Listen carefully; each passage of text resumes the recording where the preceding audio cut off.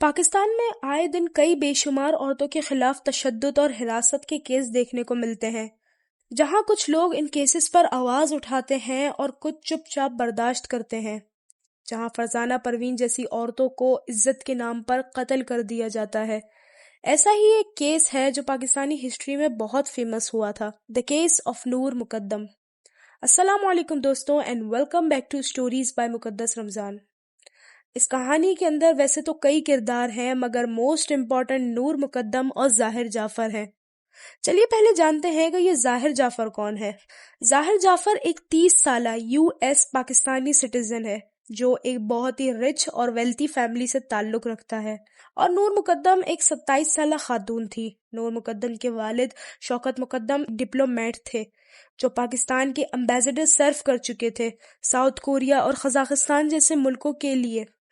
نور اور ظاہر ان دونوں کی کافی اچھی دوستی تھی، کیونکہ ان کی جو فیملیز تھی ان کے آپس میں تعلق بہت اچھے تھے، یوں کہہ لو کہ یہ فیملی فرینڈز تھے۔ نور اور ظاہر کا جو فرینڈ سرکل تھا وہ بھی آلموسٹ سیم ہی تھا، اسی وجہ سے یہ لوگ بار بار ملتے رہتے تھے۔ ظاہر تھراپی ورکس نامی کمپنی میں کام کرتا تھا۔ بات ہے 7 جولائی 2021 کی، جب ظاہر نے ایک ون وے فلائٹ بک کی نیو یارک کے لیے، جو کہ اسکیڈول تھی 19 جولائی 2021 کے لیے۔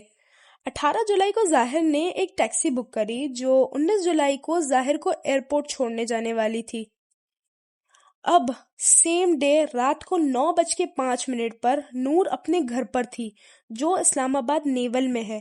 اسی وقت ظاہر کی کال آتی ہے نور کے پاس۔ کیا بات ہوئی یہ تو نہیں پتا، مگر اس کے کچھ دیر کے بعد نور ظاہر کے گھر کے لیے نکل جاتی ہے۔ راستے کے بیچ میں نور کے ظاہر سے بات ہوتی ہے۔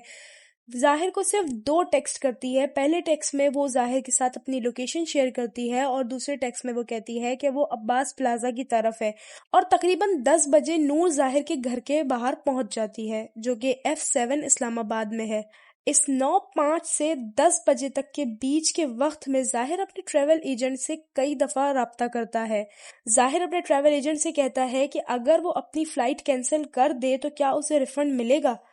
اس پر ایجنٹ ظاہر کو رپلائی دیتا ہے کہ نہیں، اگر آپ فلائٹ کو آگے کرواتے ہیں تو آپ کو اس کے ایکسٹرا پیسے دینے ہوں گے، مگر آپ فلائٹ کینسل کرواتے ہیں تو اس کا آپ کو ریفنڈ نہیں ہوگا، اور ظاہر فون رکھ دیتا ہے۔ اب سوال یہ آتا ہے کہ ظاہر کو اپنی فلائٹ کینسل کیوں کروانی تھی؟ خیر، اسی رات گھر کے باہر آ جاتا ہے ٹیکسی ڈرائیور، جو کہ ظاہر نے ٹیکسی بک کری تھی جو اسے ایئرپورٹ چھوڑنے جانے والی تھی۔ ٹیکسی ڈرائیور ظاہر کے گھر کے باہر تقریباً 12 بجے آ جاتا ہے، اور ڈرائیور ظاہر سے 2 دفعہ کانٹیکٹ کرتا ہے، ایک 11:15 پر اور ایک 11:30 پر، مگر دونوں مرتبہ ظاہر اس ڈرائیور کو کہتا ہے کہ آپ ویٹ کریں۔ نوٹڈ 10 بجے نور ظاہر کے گھر کے باہر تھی اور 11 بجے ڈرائیور گھر کے باہر تھا۔ لاسٹ ڈرائیور ظاہر کو 11:45 پہ فون کرتا ہے، اور ظاہر کا وہی جواب ہوتا ہے کہ آپ تھوڑا ویٹ کریں۔ اس کے بعد ظاہر 12 بجے گھر کے باہر آتا ہے اور ڈرائیور کو 1000 روپے دے کر کہتا ہے کہ اب اسے ایئرپورٹ جانے کی ضرورت نہیں ہے، کیب پہلے سے ہی بک تھی۔ اس وقت تو ڈرائیور وہاں سے چلا جاتا ہے، مگر ڈرائیور 1:30 پر ظاہر کو دوبارہ سے فون کرتا ہے اور اس سے کہتا ہے کہ اگر آپ کا مائنڈ بدل گیا ہو تو وہ ابھی بھی آ سکتا ہے، کیونکہ اس کی رائڈ پہلے سے بک تھی۔ ظاہر کہتا ہے ڈرائیور سے کہ آپ 2 بجے تک گھر کے باہر آ جائیں۔ ظاہر نے پھر سے رائڈ بک کری، اور اب کی بار 2 بجے ڈرائیور گھر کے باہر آ کے کھڑا ہو جاتا ہے۔ کچھ دیر کے بعد ظاہر بھی باہر آتا ہے اپنے لگیج اور نور کے ساتھ۔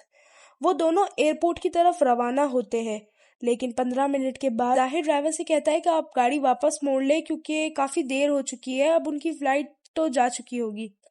تو ڈرائیور ان دونوں کو واپس گھر پہ چھوڑ دیتا ہے، اور اس وقت ہو رہا تھا 2:35 پر ڈرائیور انہیں گھر پر چھوڑ دیتا ہے۔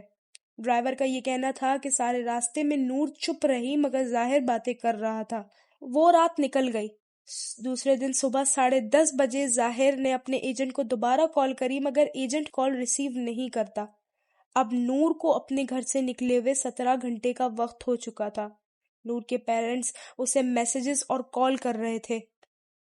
اب وہ دن آ چکا تھا جس دن نور کا قتل ہوا، 20 جولائی 2021۔ نور کے والد نے نور کا حال چال پوچھنے کے لیے اسے ٹیکسٹ کرا، جن کا جواب کبھی نہ آیا۔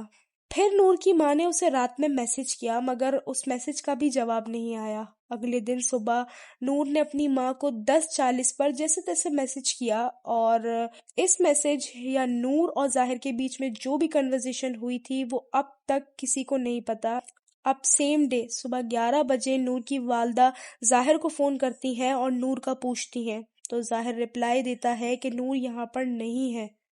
اب صبح 11 بجے سے شام 7 تک کے بیچ میں نور کڈنیپ تھی، یعنی کہ ہاسٹیج ہوتی ہے۔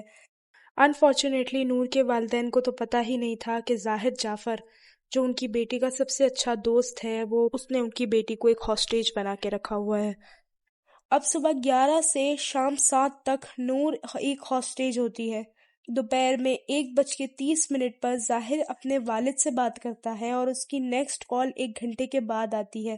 پھر ظاہر شام 6:30 سے 7 کے درمیان اپنے والد سے 3 مرتبہ بات کرتا ہے، اور 7:10 پر ظاہر کے گھر سے CCTV کیمرہ میں ریکارڈ ہوتا ہے کہ نور بیلکنی سے کود کر بھاگنے کی کوشش کر رہی ہے، مگر گارڈز اور ظاہر نور کو پکڑ کر اندر لے جاتے ہیں۔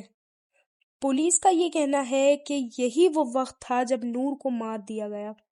آٹوپسی سے ظاہر ہوتا ہے کہ نور کو زیادتی کا نشانہ بھی بنایا گیا، اس کی باڈی پر تیز چھرے سے کئی دفعہ وار کیے گئے، اور نور کی موت گلا گھٹنے کی وجہ سے ہوئی ہے۔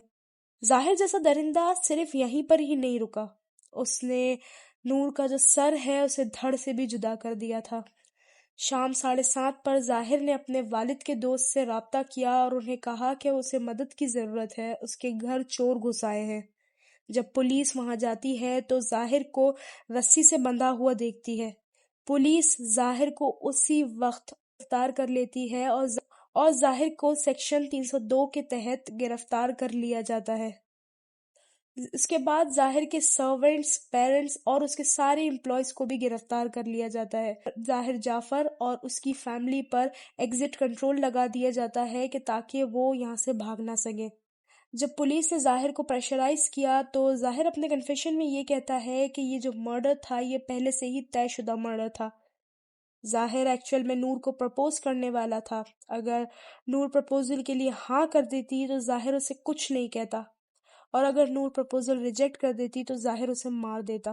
یہاں پر مجھے ایک سوال کا جواب تو مل گیا کہ ظاہر اپنے ٹریول ایجنٹ کو شاید بار بار اس لیے فون کر رہا ہو کہ وہ نور کو پرپوز کرنے کے لیے اپنی فلائٹ کو کینسل کروانا چاہ رہا ہو، بٹ چونکہ نور نے ہی پرپوزل ریجیکٹ کر دیا تو اس قصے میں کئی ساری رکاوٹیں آئی، کیونکہ ظاہر جعفر کی جو فیملی تھی وہ ایک ویلتھی بزنس فیملی تھی۔